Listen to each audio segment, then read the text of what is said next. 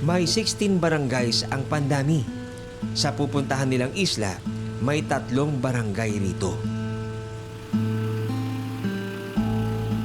30 minutes ang layo nito mula mainland Pandami.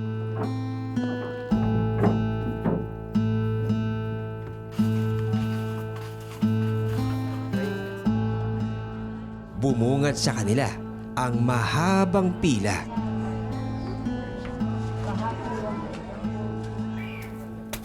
Yari na yung bago doktor na to, ha? Assalamualaikum.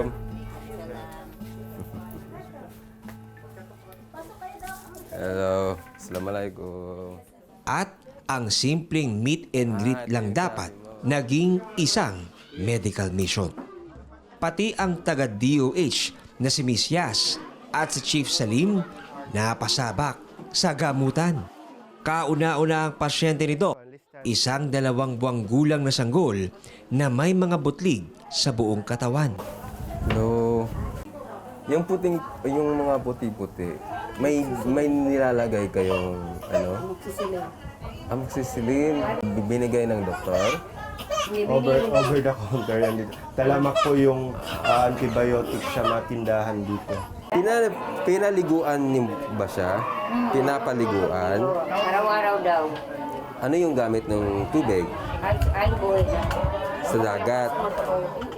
Ayon kay Doc Ned, kailangan pumunta sa Siasi District Hospital ang mag-ina para sa lab test dahil walang ganitong serbisyo sa Pandami RHU. Yung gusto ko lang talaga malaman is kung bacterial yan o hindi. So, importante yung CBC. Kung may cream lang sana, na pang ano lang kasi Makati daw, wala. Sa bandang huli, napabuntong hininga na lamang si Doc Ned.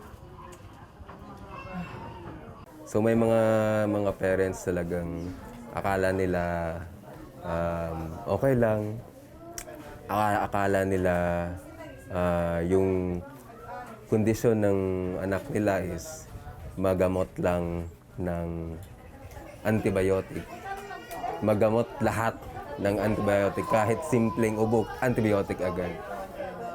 Kasi accessible din yung antibiotics na hindi dapat kung walang reseta. Kasi nasa batas natin yan. Palis na ang grupo nang biglang umulan ng malakas. Dito tumambad ang sitwasyon ng Isla Manubuy.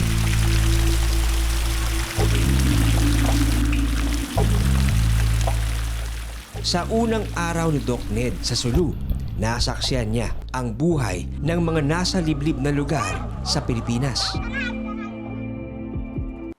Maraming salamat sa pagtutok sa Eyewitness, mga kapuso. Anong masasabi nyo sa dokumentaryong ito? I-comment na yan at mag-subscribe sa GMA Public Affairs YouTube channel.